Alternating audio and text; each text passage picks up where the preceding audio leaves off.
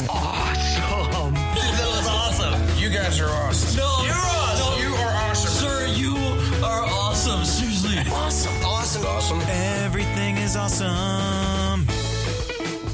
Welcome to this week's edition of Everything is Awesome. I'm your host, Kev, and it's a show where we sit down and talk to awesome people about awesome things. This episode is coming out about a day later than I wanted it to in this new release schedule. I apologize for that. We unfortunately had a death in the family that, kind of pushed some things off.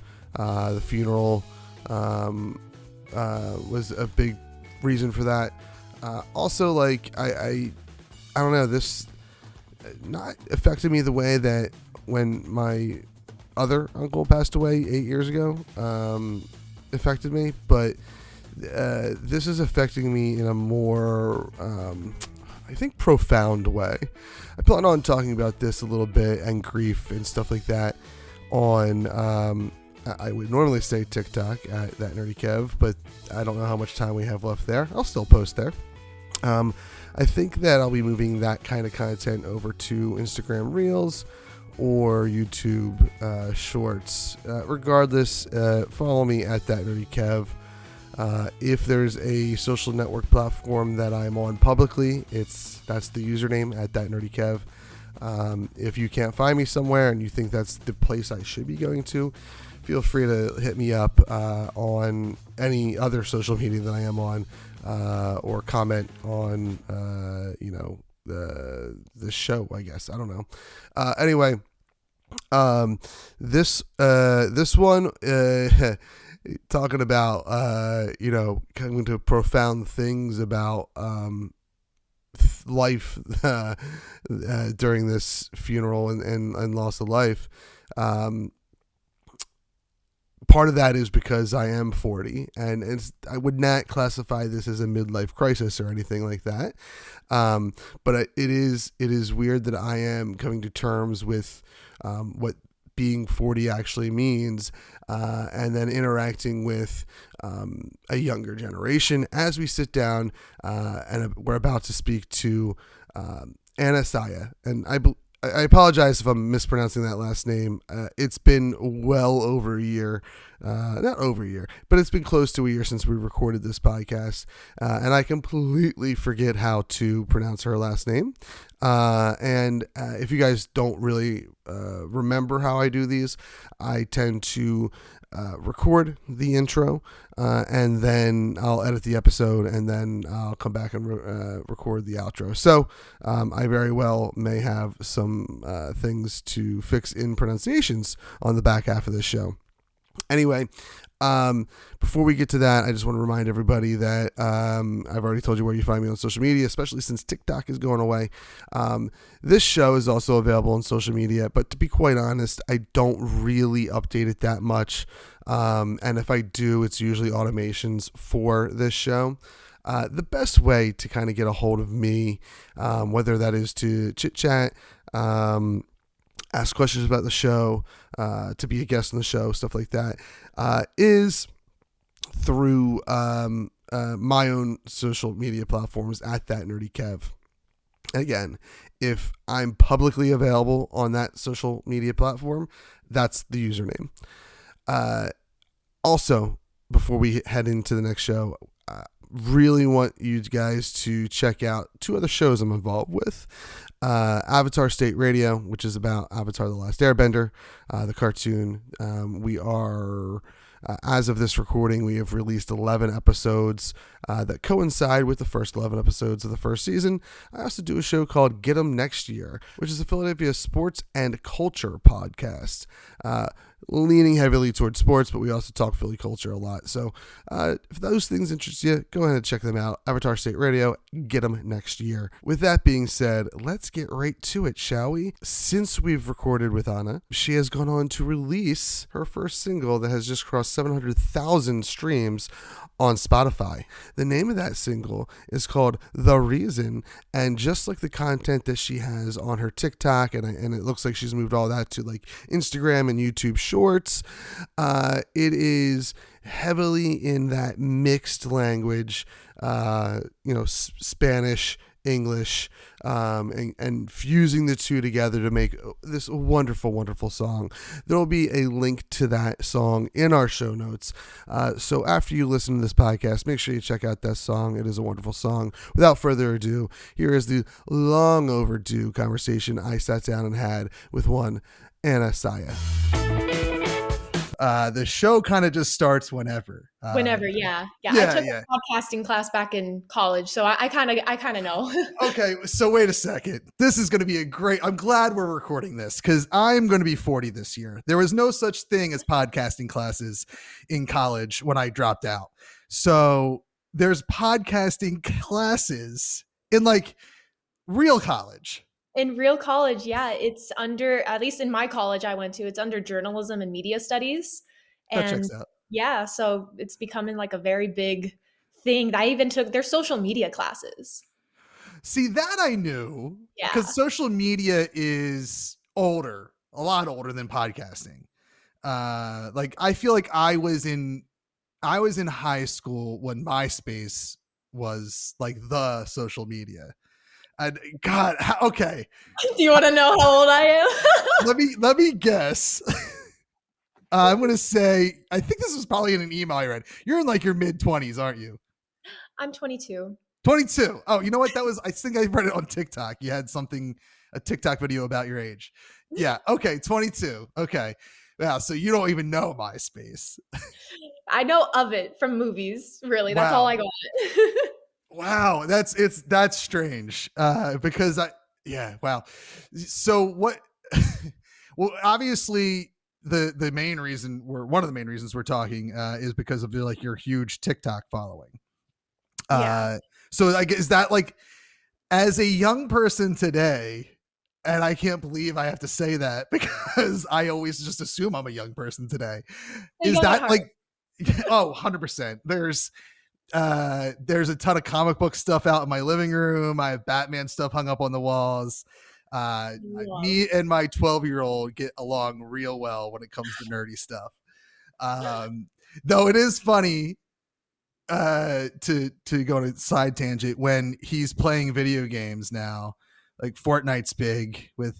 Yep. I can't believe I'm going to say this, kids today. And so I started playing with him when his buddies can't play. But it's so funny because like I grew up in an age of like Nintendo, like legit Nintendo, and like the old, square rectangle controllers. We have that. Yeah. Well, I feel like it's cool to own it now as well. I have a broken one. I have one that doesn't work. Yeah. So, it's funny. So, okay, I'm going on too many tangents. So my kid said something like, I got knocked. I'm like, what are you talking about? He's like, I got hit. I'm like, what? And like, it's the verbiage that these like preteens have. And I guess anyone that's playing first person shooters is just crazy to me. I grew up in a time where you had to be in the same house to play like against each other. Yeah. So it's neat. It's neat that they don't have to leave the couch, I guess, to play with each other. But it makes me laugh because I feel like I'm young, but then I hear him talking about video games and I'm like, oh, you're on the grind, are you? You're on the grind?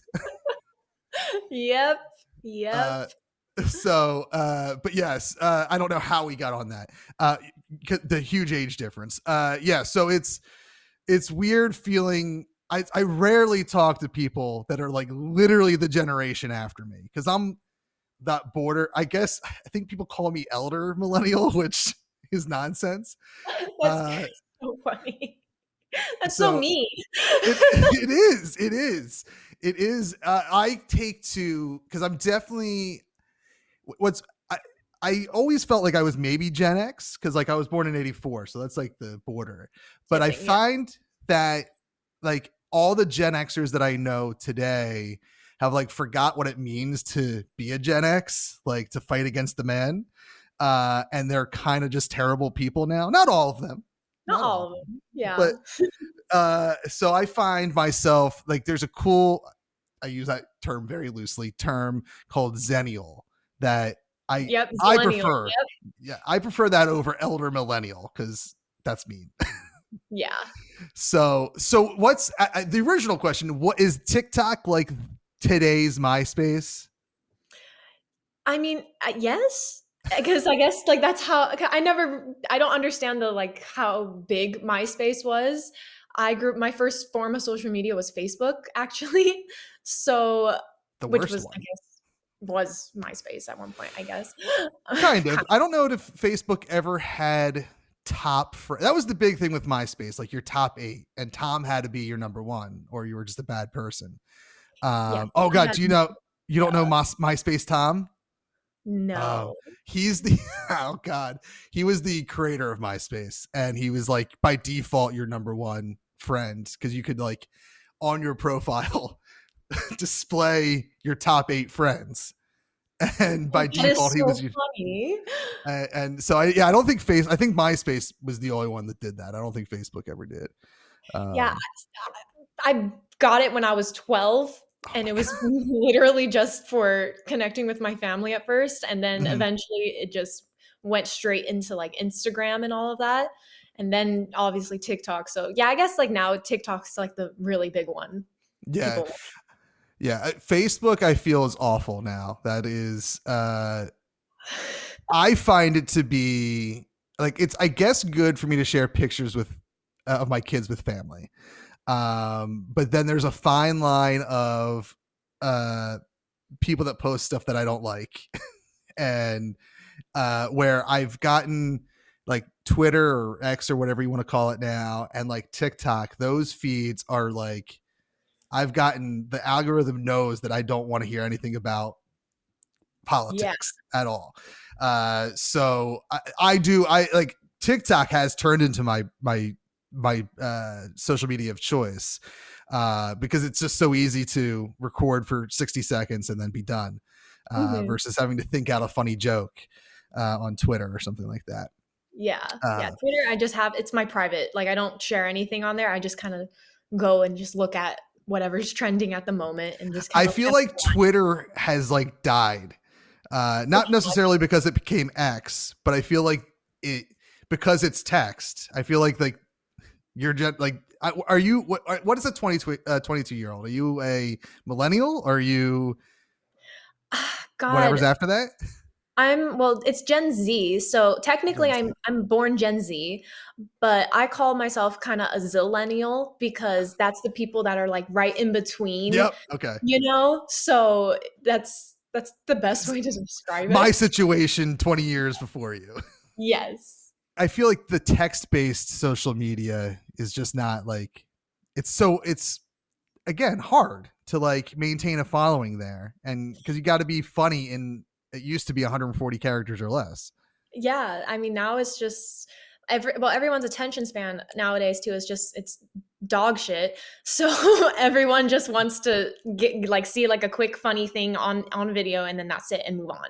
So taking the time to read and even I do it when my boyfriend shows me something like a funny meme off of Instagram and I have to read it. I'm like, oh, God, okay, let me see. I have to use words in my brain. Yes. Do are you a skip intro person? Is that a thing that you do when you're What's streaming? Like when you're watching TV on Netflix, do you Oh skip God, intro? yeah. God, yeah. That's it's funny that I have a fight with my child about that. I'm like, why? Like, respect the intro. Like, I don't know. Yeah. Friends is big in our household, and he'll always want to skip the intro. I'm like, first of all, one of the best intros ever in the history of intros. We're not skipping it, and it's like you realize you're gonna watch TV the way I had to watch it. Like, I had to not skip it. I had to wait weekly. It's funny how easy like kids have it because he literally watched in like a summer 30 plus seasons of Simpsons. And I was Wow. like, what, didn't you go outside? Like, I know I work, what did you do? And he just stayed up all night watching Simpsons. Yeah.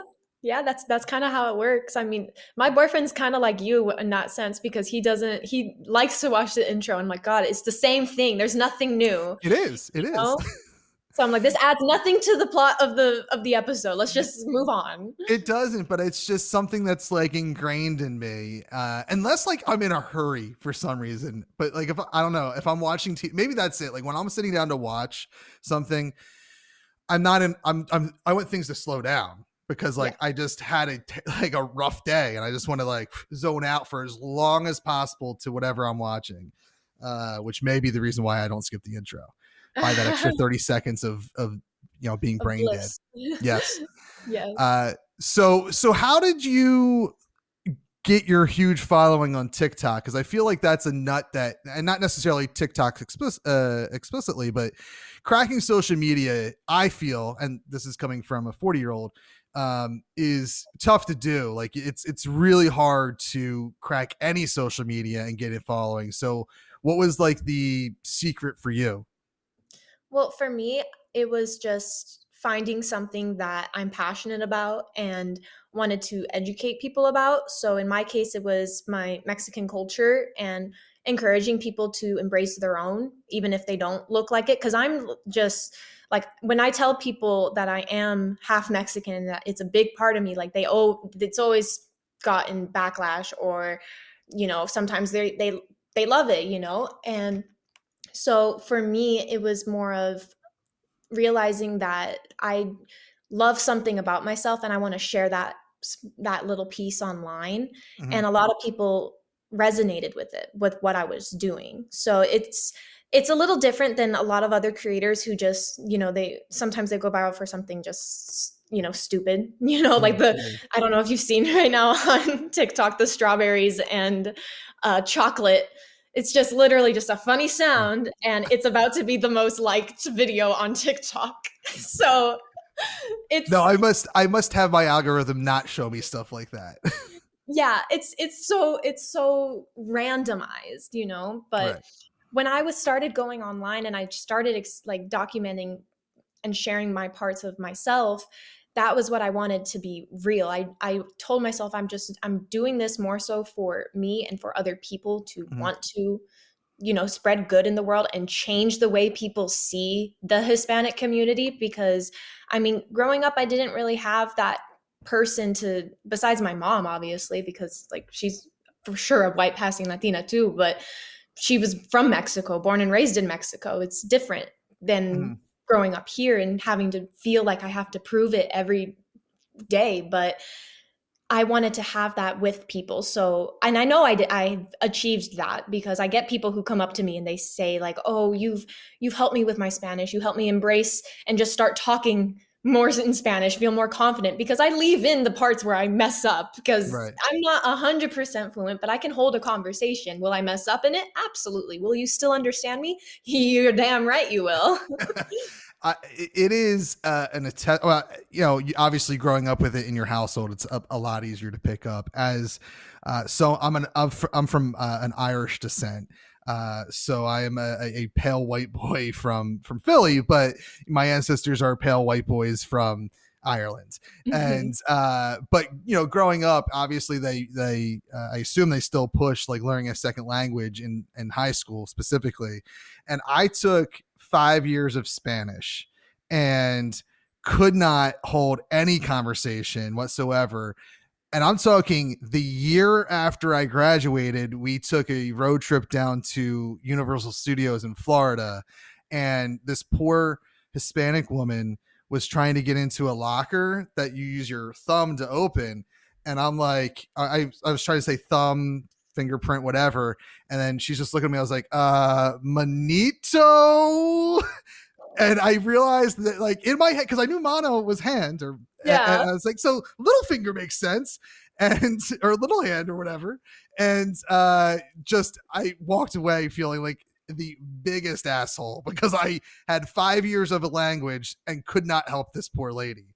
At least you tried, and Yeah. and they respect that. Like when you try to help them and they know that, like they understand to a point.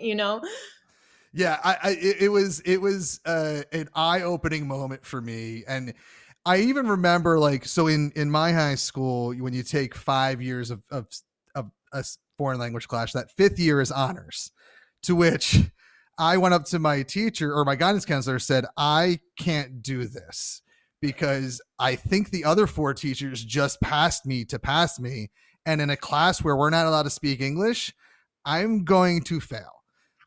And the teacher pulled me aside and was like, listen, try your best and you'll pass. So again, just handed grades, not the best way to teach a foreign language, but explains why I couldn't help a lady. And it's like my wife she dated a long time ago. She dated someone that was from the Dominican. So like she was the white person, like your boyfriend, that didn't know the language all that well, and then she picked it up because her boyfriend's mom, in the house, a lot of Spanish, and she's like can understand it, and sometimes has to slow it down, and then can speak it a lot better than I can. And that's what's like scrolling through some of your videos, especially your ones that are, focused on your Mexican heritage or Hispanic heritage. Like the speed at which you speak is, I mean, as far as I know, you're fluent and you grew up there. Like that's how good it is to me. Well, thank you, because that's not the case. And a lot of other people can tell that that's not the case. But I think it's all about practicing, because when if you scroll back, like all the way back to my first videos that I've made in Spanish, you can hear how kind of scared and embarrassed I was to speak it. And because I wasn't confident in it. And I only really spoke it around like my family. I didn't have another way of practicing it, which is the case for a lot of people. If you don't have it in school or you don't have it at home, how are you going to keep practicing it? So as I started making more videos in Spanish, as I started doing more stuff, translating songs in Spanish, that's when my accent started to improve. So I get the question a lot of, oh, how do you practice? Like, how did you learn Spanish? How did you get better? And it's all about just surrounding yourself with the dialect, because in every Hispanic country, they have a different dialect. If you're talking to somebody from Cuba versus somebody from Mexico versus somebody from Spain, completely different. And that's kind of the beauty of it too. We learn about each other's own individual dialects and cultures, because there's so many that they try to group into one category. And that's the problem that we are now experiencing, especially in the US with representation, because they want this one specific idea of what a person should look like if they're Latino, Latina. And it's like, then you have someone like me and a bunch of other people in my generation who are mixed and are still proud of their heritage, want to speak up about it. And it's trying to find that line of like, okay, well, if this is this person from wherever, it's all about evolving and also making different ideas of what it means to be Hispanic or Latino in this case. It's more than just this one person. It's everybody. I'm one end and then you got a completely different side. I'm just one side of this story. How easy is it?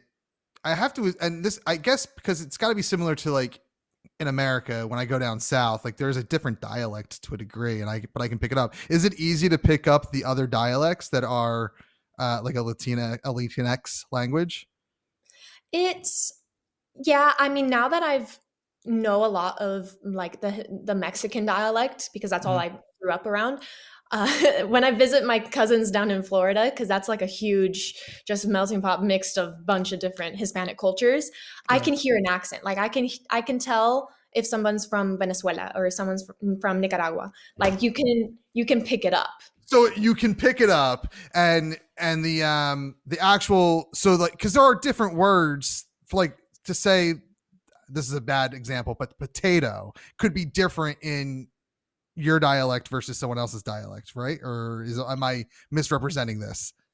No, yeah, it's like the one that always comes into my head, because I'm sure, like, I mean, same thing with potato. Like potato in Spanish is papa, but if you're also referring to chips, papas. Somewhere else, it might be something different. If you're referring to fries, papas.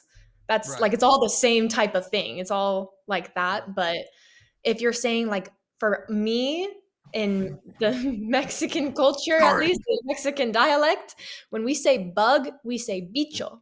But if you say that in Puerto Rico, that's a bad word over there. It's a Okay. slang. Yeah. Okay. So that, and is that something that like you can easily pick up, or is that just like a learning process when you say that in another country where it means something bad and they're like, whoa? It's a learning process. Just like if you when you go to, like the UK or Australia and they call things and they call like apartments flats, Yeah. it's the same thing. It's nothing that's new. It's just more of a like trying to adapt to your environment, so to say, and recognize their culture and how they speak things and respecting that at the same time. I went to Ireland earlier I guess it was last year. I went over the summer. I went to Ireland as one of my stops over in Europe, and it was fascinating learning how, like that the Irish language was, largely abandoned when the Brits came over, and now it's like one of their official languages. And same thing you were saying earlier, where like out of like the Republic of Ireland, like maybe 50% know the Irish language, but only like 10% of them know it fluently because it's not used every day. Like we live in a world where they have to talk to, English speaking people all the time. So it's becoming more popular. Like there's a lot of schools now that are like, oh, all day, every day you're learning in Irish, and so that they're embracing it every day. And like you said, that's how you learn it, is surrounding yourself with it. So I just find it fascinating that seems to be similar in, I guess, because the Brits kind of just took over the world at one point, kind of similar for across different cultures, and whatnot. And is, mentioning you taking back like the Latino or Latina culture in your life, something in an email, and I might butcher this, so I apologize, said something about embracing no Saba. No Sabo. Okay. Yeah. And so that makes it sound like it used to be a negative thing. Can you tell me what this is, why it was negative, and why it's being reclaimed? So no Sabo, it doesn't mean anything actually in Spanish, but a lot of kids who grew up surrounded by like their Hispanic families and are raised in the US a lot of the time, so they understand a good majority of Spanish. So in conversations, when you're saying, oh, I don't know, the proper way to say that in Spanish is no sé. But if you're learning Spanish from school, and that's the only form that you get for practicing, they teach you to put an O at the end of the first person. So in this case, ser or se becomes sabo, which is wrong. So they kind of, it was a way of ridiculing us and grouping us into another group and saying, oh, they don't know it. Like they're no sabo. Like they can't speak Spanish. When we can try, and it's the way that we're reclaiming it, or at least I'm reclaiming it, is, yeah, I'm a no sabo. Like I can't hold a conversation in Spanish perfectly, but I can hold a conversation. I can understand what you're saying. I can translate a lot of different things. And I'm not going to prevent that from stopping me from learning. So whenever I make content, I kind of spin it in a funny way. It's like, yeah, I'm a no sabo kid, but I'm learning. I'm trying. I'm going to keep going. Will I mess up along the way? Absolutely. But instead of preventing this generation of no sabo kids from learning Spanish by ridiculing them and making them feel like they shouldn't because they're getting so much discouragement from it, I'd rather just encourage them to learn Spanish. And that's how we're kind of taking it all back and saying, well, this is important to us. We want to learn, so stop making fun of it. Right. It's which is wild because that's like and again I grow, I'm in the suburbs of Philly, so it's not a heavy Hispanic neighborhood. So I guess there's no one making fun of anyone for not being able to learn a language correctly. We got made fun of when I was a kid. We got made fun of liking Star Wars is what I got made fun of for. So things were a lot different even for today's kids in these suburban areas, let alone like cities and stuff where you have the major melting pot of cultures and stuff. So you now, as a white presenting Latina, I find it not interesting. I don't think that's the right word. There's a word that was in the email where you are like conflicted. That was the word I think that was used in the email about being a white presenting Latina. And I kind of can imagine why you get that, but can you explain how that is? The conflict with it is it's not a conflict. It's more of just like I don't even know what the right word for it is, because the things that I say or the things that I do online, it's heavily Hispanic related, but the reason why some people can find it very offensive or think that I get like a lot of hate for is people think that I'm using it to my advantage to keep, and keep using it for content. And it's like, yeah, but it's great that I am able to embrace my heritage and also make a living off of it. That's great, but that's not the reason I'm doing it, Right. The reason isn't to pretend that I'm taking my privilege and just using it for whatever. It's not that. It's, I understand that I have a privilege, but at the same time, I also had other things that I have had to overcome as well as a white passing Latina in the US. In Mexico City, where my family's from, it's different. It's completely different, but I have two worlds that I represent. I represent in the US, and then I have also my Mexican side, and trying to balance those and see what comes out of it. A lot of people don't want that. They want one or the other. But as the world changes, as we continue to love each other, really, Right.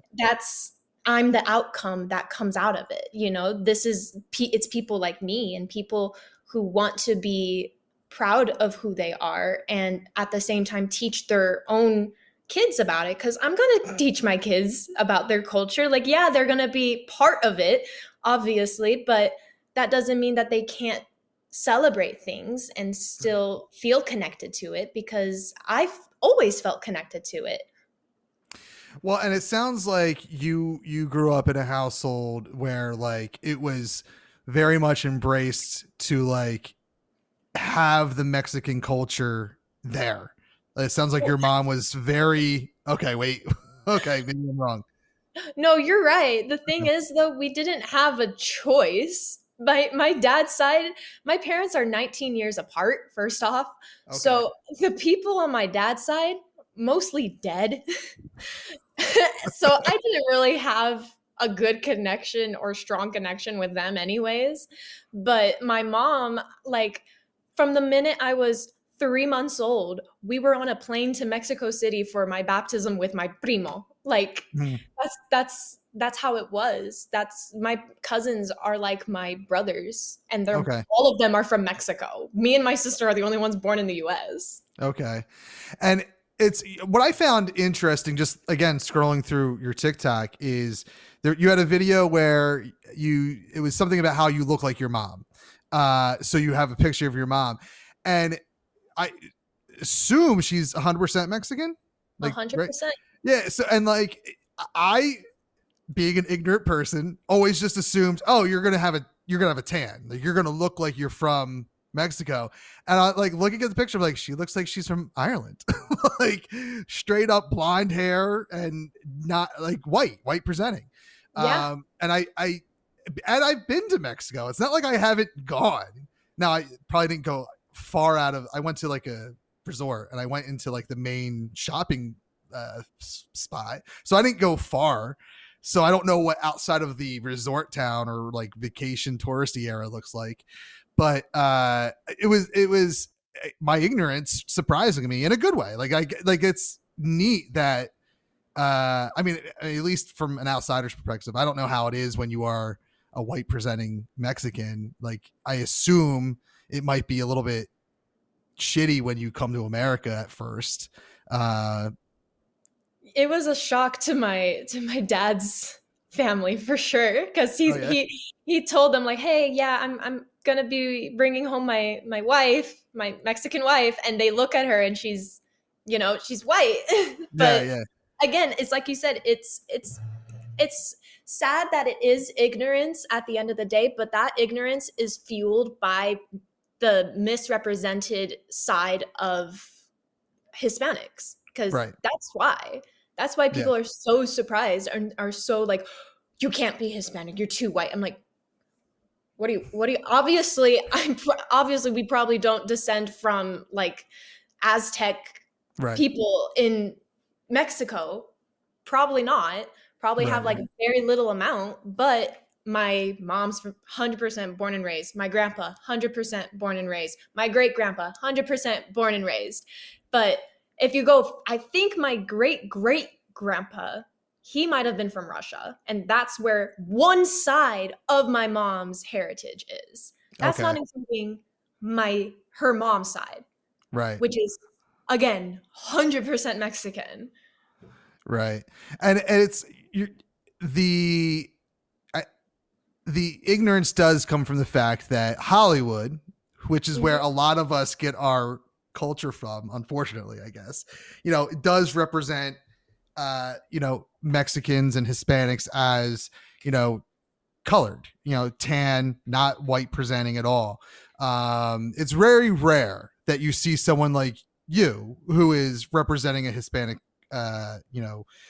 character or whatever. And that, so you are also like looking to get into like acting, singing. It's something that you've always been passionate about, but like you're just kind of jumping into right now ish, I should say. Yeah. I started my acting career last year. So I started taking classes. Like, I'm not the kind of person that's like, oh, okay, I have a following, let me just go see what's out. Like, I can't do that. There's a way to do things, just like everything. You got to learn, you got to put effort, you got to get trained, So I took a lot of time last year and this year working on the ins and outs of the industry and how to be an actor and all these other things, like going through showcases with agents and getting signed, and like it's a whole process. So, but my goal is to be changing the way people see people like me, because like I love my heritage, I love my culture, and if there is a role that fits me, because I'm not saying I want to take away other Hispanics that would fit the role better, obviously not. But if there is if you get it, like it comes down to specifics. But the thing is, those roles, when they come up and when they appear, that's when I'm able to step in, because then I can be that person that's like, okay, yeah, you need somebody who knows Spanish, is a redhead, is also white passing. That's my criteria. Right now, it's obviously like, okay, I'm doing like other roles that fit within my age range and speaking English and all that stuff. That's what I am doing. But it's all about building it up and eventually changing that. Same thing with music, like I translate a lot of songs from English into Spanish. Sometimes they're bad, sometimes they're good, but it's trying to find that bridge to build between people, because there's so much negativity in this world nowadays, and people just want to degrade each other and say that you can't do something. And the more people tell me not to, the more I want to, because I know I'm doing something right.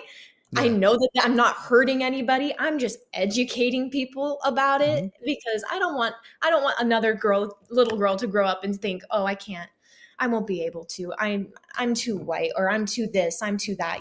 There's so many. You are more than what you appear to people, and that's what I want. It's a wild thing to hear. I think you've mentioned it twice now, saying I'm too white. Like, that is such a wild thing. As a white person, that is a wild thing to hear, because like I never have to worry about it because that's what I am. I am white, and I am literally too white because I'm a pale Irishman. But is that like a feeling you had? Like that's a negative feeling you had as a kid, or even now? When growing up, I didn't really think much of it. And it wasn't until I got online, because in the Hispanic community, we also we have a word in Spanish for people that are white like me. We call them güeras or güeros, which is just means whitey, instead of saying gringo, because yeah, I'm gringo, but I'm really a güera, which means you are Hispanic, but you are white, Okay. you know? Okay. And obviously they have other terrible words for the other side, but at the end of the day, it's just like trying to understand that I am white. I know I have some privilege with that, and trying to find that balance of, okay, I'm not trying to take this away from people. I'm trying to educate people. I'm trying to use my experiences as a white passing Latina to help others and not take it away from other people, because this is it's a completely different scenario. And a lot of people can relate to my situation because either they look Hispanic, but they don't know Spanish. So people assume they would know Spanish. And I get the opposite, where they look at me, they assume I'm not Hispanic, and then I speak Spanish. And they're like, oh, why is your accent so good, you know? And you also mentioned a few times translating songs. I kind of, the first time you mentioned that, I kind of like blew that off as like something you do to help you learn. Do you do that for like, is that like just a learning tool, or is it like a job? No, I guess it's a little bit of both. Kind of like I'm dipping my toes into it right now. It's like I make a video sometime. Like the last one I did was I translated Flowers by Miley Cyrus into Spanish, and I just uploaded it as a video. Gotcha. Okay. You know, so it's just something like I do for fun. I'm like, oh, well, maybe people will like this. Well, no, I mean, because how often are those songs getting translated to Spanish? You know, yeah, never. Right. I imagine like because when the songs are recorded in Spanish, they're only getting translated to English if an English artist is going to redo it. And I guess the same could be said the other way around, right? But I mean, you never hear just a translated version of Miley Cyrus or Spice Girls or whatever. Yeah. That's my range of music is I well, a lot of the times too, because the reason I started doing it was like, I'm like, wow, this song would sound so cool in Spanish. Because I think that when things are said in Spanish, there's just a certain flair, a certain resonance that just hits deeper sometimes. Mhm. And I just wanted to be part of that. I'm just like, yeah, you see, like this Spanish is great. Like this is like you tell a joke in Spanish versus in English. The Spanish joke, like the kids' movies in Spanish are infinitely funnier for whatever reason. And I laugh every time. Well, I do agree that I feel like when I hear Spanish, it can either be like very beautiful, or like, oh, you're mad. Like there's kind of no in between, which you did a video with your boyfriend on TikTok that I chuckled at because it does sound like you're very angry at him. And the subtitles tell a different story. Yeah. And, you know, obviously I think that's kind of like, you know, tone of voice. But I've never really heard in between. It's either very beautiful or dramatic. Even I guess that's the in between is like, you know, beautiful, angry, or dramatic. They're passionate. Yeah, and like I've seen all the like parodies of Telemundo TV, which essentially is what you were doing with the ones you did on TikTok is parodying it. But like, I don't know, is that parody or is that literally like, oh, this is literally what it is? Sometimes, yeah, it depends. Like whenever I do a video with like my mom or she's like yelling at me, like that's pretty much like that's based off of truth, based off of things that I've experienced a lot of the time, because that's where my inspiration comes from is, oh, what happened when I got in trouble? Oh, what happened when I lied to her? And I just relay that online. I feel like that's somewhat universal, except I think I would be because of the tone and the way the language is, it's a lot scarier coming from, a Hispanic person than my white mom who's just going to yell at me and I can blow it off because I know what you're saying. Yeah, no, she threatens. When she starts to threaten, that's like I learned from a young age to not lie to my mom. When you are looking at these roles, what's like are you looking for anything, or are you looking for comedy? Are you looking for drama? Are you like, what's your preferred acting? I think as I'm getting to understand myself more and what comes easiest, I love dramedies where it's a Okay. mix of both. So Right. you get the drama and then you get a little bit of humor because obviously humor comes easy to me. Mhm. But I also I feel things very strongly, and I understand parts of my brain that get upset, and I'm good at visualizing those kinds of circumstances, which is very key to a lot of it. So I would like to do something along those lines, Mhm. dramedy or drama even. I think that there's just so much there Mhm. to uncover and to tell a story about. Right. So, Yeah, I mean, I love a good comedy, but I also, and this is, I think, an older thing, is I love to cry. Like, it's just sometimes I just need a good cry. So, like, I love it.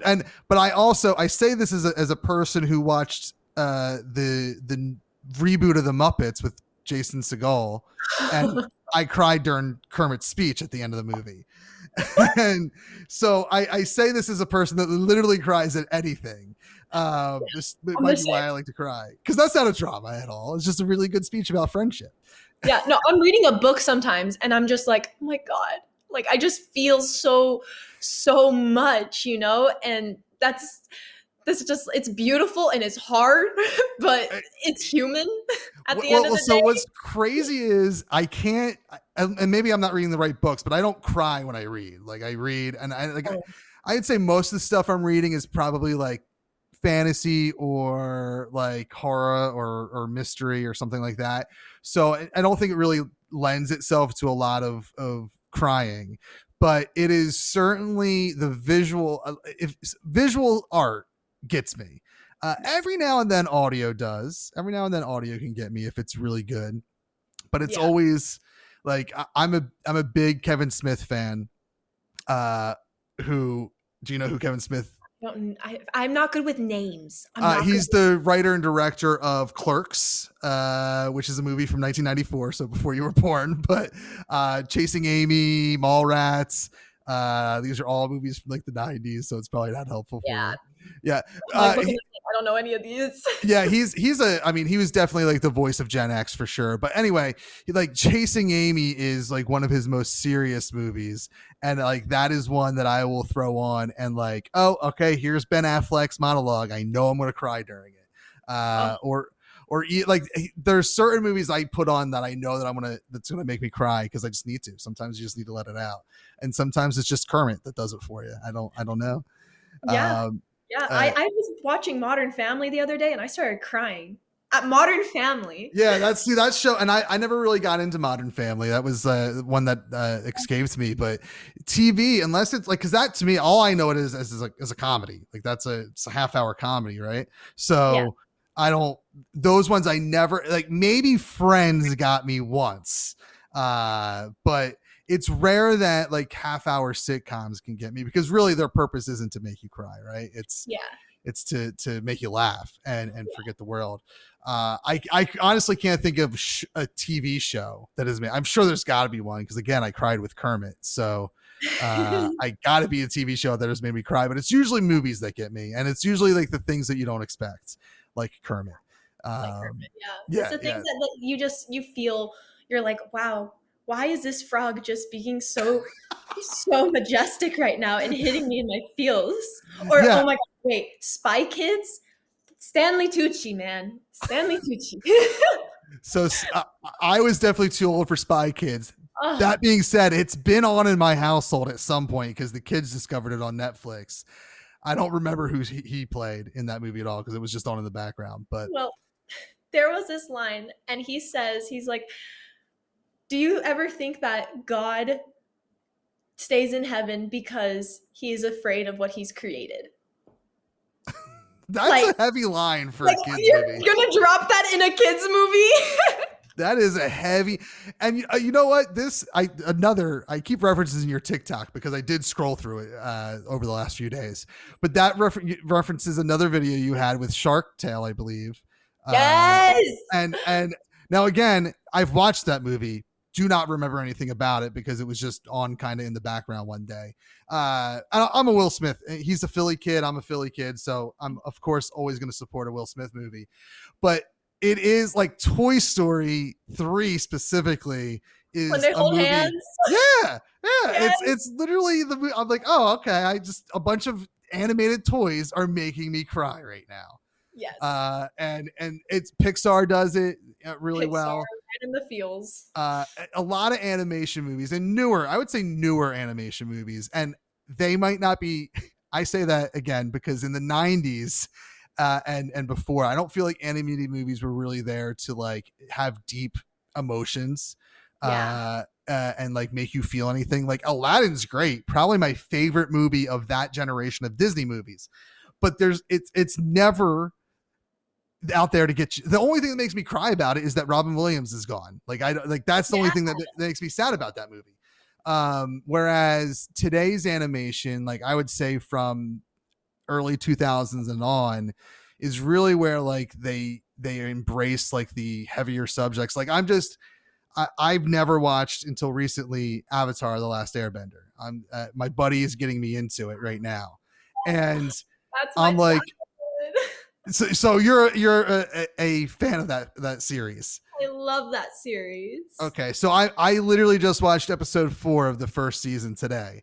And of the live action or of the animated? Animated. I'm starting from the beginning because what I knew of Avatar before, because my buddy's like, let's do a podcast about it. I'm like, you want to do a podcast about a show that's 19 years old? All right, I'm in. I'm Mr. Podcast. I'll do it. But I went into it knowing that it existed as an IP, knowing that there was a live action movie, and just finding out that there was the live action TV series.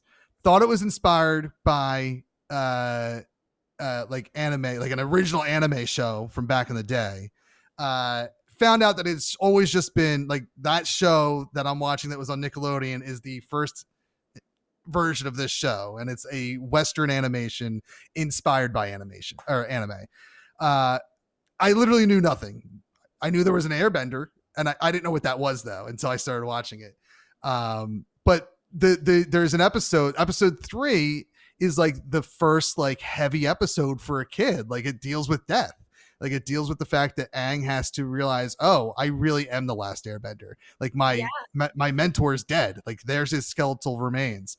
And I'm like, that's a heavy subject. And I think even for 2005 or whatever year it came out, like even that's like a little early for a heavy subject like that for kids. But being a dad and having 3 kids and 2 of them are old enough to like have them like serious emotions, like they can handle it. Like a 12-year-old can handle like the concept of death. Yeah, well, a lot of the times too, you just as a kid, you don't remember because I rewatched, like I watched it as a kid, obviously, but I rewatched it when it first came back onto Netflix, and I don't remember those deep moments a lot of the times because like it's just a show, you know? Yeah. And I feel like as children, we have that innocence that kind of helps us filter a lot of the terrible things that happen. So when shows bring it up and some parents like are like, this is so like, why are we watching this? Like the kid doesn't really get it. Right. They unless they went through a loss like that, like even then they probably just won't connect the dots. It's not until you reach between like, I want to say 7 to like 12. That's when you're like, okay, right. This is good. Yeah. And then because like the first 2 episodes are very kid-like. I'm like, all right, I mean, I can still buy in. I still like this show. I like what I'm seeing. But the animation from like that time frame, like early 2000s to now has gotten way more adult or emotional, even if it's still meant for kids. And I think a lot of that has to do with like until very recently when my 12-year-old discovered The Simpsons, he was more of a live action person. Like my generation grew up on Saturday morning cartoons, and now they're making stuff in Hollywood. So now a lot of them I think are making animation because it's giving them that nostalgic hit. So it's nice to see that. It's nice to see that it's just as emotional as live action now. And stuff, and sometimes even more. Sometimes those like a cartoon dog can make me cry more than a real life person on TV. Yeah, they hit you hard. They hit you deep. So I don't know if they warned you. This show goes on super wild tangents. That's what we just did. Super wild tangent here. So before we wrap up, I just kind of want to bring it back to you and like, do you have anything coming up that people can look forward to, whether it's traditional media or new media like TikTok and stuff? Really, it's just my content on YouTube. Actually, I'm making more long form content on there and kind of documenting my journey at the same time. So I'm making a video this week about turning my little workspace into a whole studio space. So it's going to be a journey of, okay, how do I do that? And how do I set this up and then make a song? And it's like, okay, well, we'll figure it out, I guess, together. So has there been a challenge? Because I feel like people that are my age or in their 30s, like early 30s, like they kind of, if they're transitioning to anything, it's from long form to short form with from YouTube to TikTok. Is there a difficulty going from that short form to a longer form craft? Yeah, there is. It's trying to find something that's one, entertaining and captivating at the same time.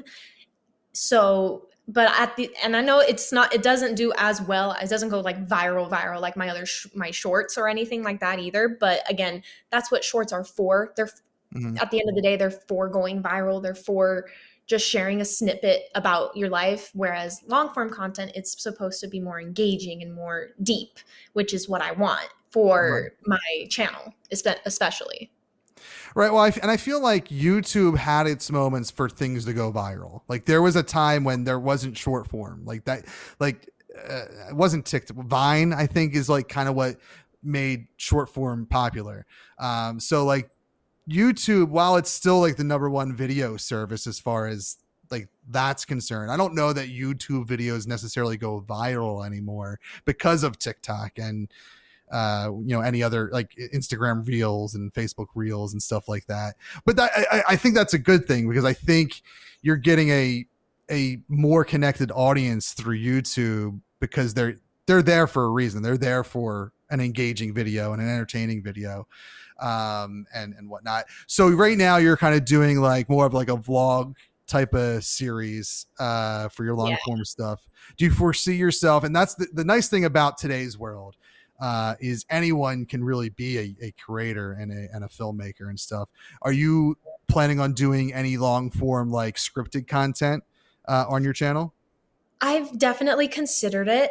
It's a work in progress. I'm still figuring out like how to make it work because it is something I'm very interested in. It is already along the lines of what I do in short form. So trying to translate that in long form, it's difficult, but I'm up for the challenge and try not to make it too cringy because I know sometimes those can be. So I'm hoping one of these days I'll sit down at my computer and I'll like something will come to me and I'll be able to figure it out and hopefully do it all. What is considered long form to you? Like, so like TikTok is what, like a minute to 5 minutes. I know you can do up to 10 minutes in a video, but what would be considered like a long form scripted content for YouTube? For YouTube, if it's scripted content like that, it's between 5 to 10 minutes. Wow. That's like the longest. See, that's so short to me. Because otherwise like people will click away and it's not fun anymore unless there's like a real because then you get in between is this a video about something or is this like a short film? And I don't want it to be a short film because I don't have the resources to make that.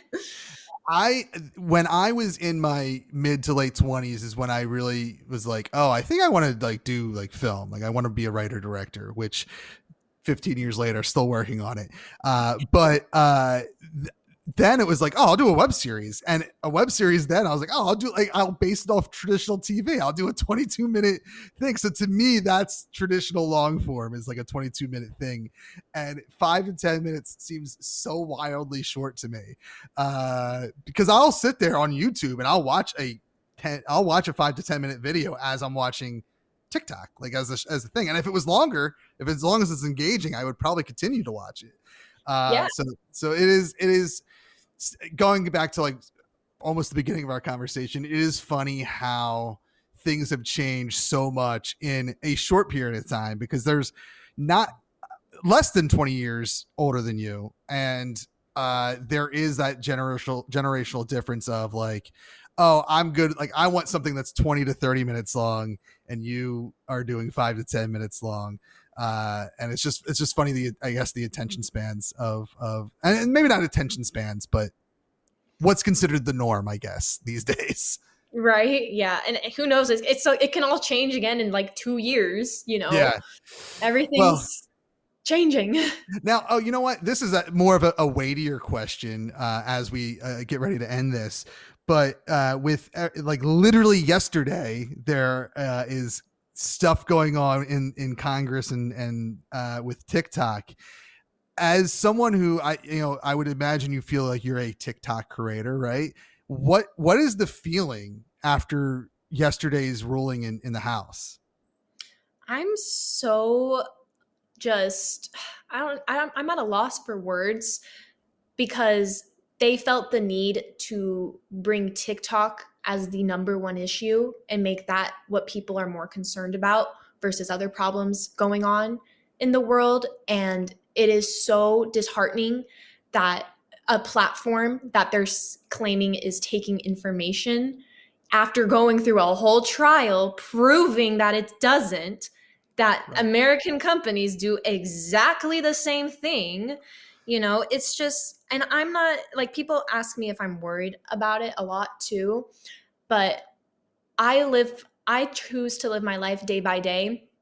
And I know that at the end of every day, no one can take away the person I am. And the person I am is the why people follow me. So if I change platforms, you know, because I do have a good following on YouTube and on Instagram. I have the most following on TikTok, but again, that's TikTok. Like I don't know how I have 3.3 million followers, but my videos don't even get 1 million every single time. I know there's something wrong there, you know? So I feel at peace if they did. If they didn't, it doesn't really matter at the end of the day. It's just okay. It's like when Vine died. When Vine died, what did all those Viners do? They went to YouTube. They went somewhere else. You don't change the person, you change the platform. Right. Yeah, it's interesting because I agree. TikTok's the last of my worries about selling my information, because I guarantee you within 24 hours, my ads are going to start showing me Telemundo ads. and because I get ads in Spanish. I know that it's not TikTok giving me it. It's when I'm on YouTube. Right. It is the funniest thing, to go on one little side tangent before we go, to me, was after I left Europe and came back home, all my podcasts that were downloading to my phone that had like the dynamic ads inserted into them were all in French. And I'm like, what is going on? And like for weeks I had French ads. I'm like, this is insane. I can't even buy your products. I don't know what this is. So it is funny to me. And that's Apple. Like Apple did that. Not TikTok. That was Apple that said, because I listen, I like things how they are. So I've been listening to Apple Podcasts as an app for 17 years or however long it's been around. So I don't go to any other app to listen to podcasts. So it is Apple selling my information and telling them that, hey, he was in France, give him some French shit. Exactly. So, Like yeah. you're gonna Tik- think that TikTok is really right. Like, even if TikTok is, what do I care? If I'm on any other platform, they're all doing it. they're all doing it. Yeah. Well, Anna, it was great talking to you. Before I officially let you go, where can people find you? Where do you want to point them to? They could find me on Instagram at Anna Saia Official, on YouTube at Saia and Anna, and TikTok Saia and Anna if it's still there. It's what's wild to me is that there is a real life chance that TikTok will be gone before Twitter, because Twitter is a dumpster fire since someone bought it. Yeah. So I'll be sad if that's the one that leaves and not the X one. Right? I'll be mesmerized. I'll be like, wow, these people really just cannot handle the TikTok of our generation. Right. Thank you once again. I do apologize for the moments of me spilling soda, having some brain farts because of that. I appreciate you making time for this today, because I know it was a little out of your time zone. So thank you so much, and good luck with everything. No worries. Thank you so much. You have a great day. Once again, thank you to Anna Saia for joining me on what you just heard was a train wreck of an episode. Now, the episode itself that you listened to was not a train wreck because I'm good at editing. However, I did allude to at the end there that there were some mishaps during the recording schedule. I forgot about that until right now. This was an episode where I had recorded like 2 or 3 other episodes in the same day. So I was like a little foggy in my head. I spilled a drink on my laptop. So first and foremost, thank you to Anna for dealing with that. And I apologize that you had not only deal with that, but wait about 9 months or so for your episode to drop. Again, the core of this conversation was the No Sabo movement. That conversation hasn't changed. The other conversation that hasn't changed is Congress banning TikTok, which is wild to me that we've been talking about it for this long, and it's finally happening, I guess. So be sure to follow Anna on her other social medias if you're currently following her on TikTok. They'll be linked in the show notes if you didn't get a chance to jot them down at the end of the episode there. So again, internally grateful for Anna being on the show, having a great conversation with someone who is trying to be a better person when it comes to understanding other cultures and trying not to be so ignorant. So it was a very much a learning experience for me chatting with Anna. Be sure to listen to her latest single, her first single, I believe. Like I said, it just crossed 700,000 streams on Spotify, The Reason.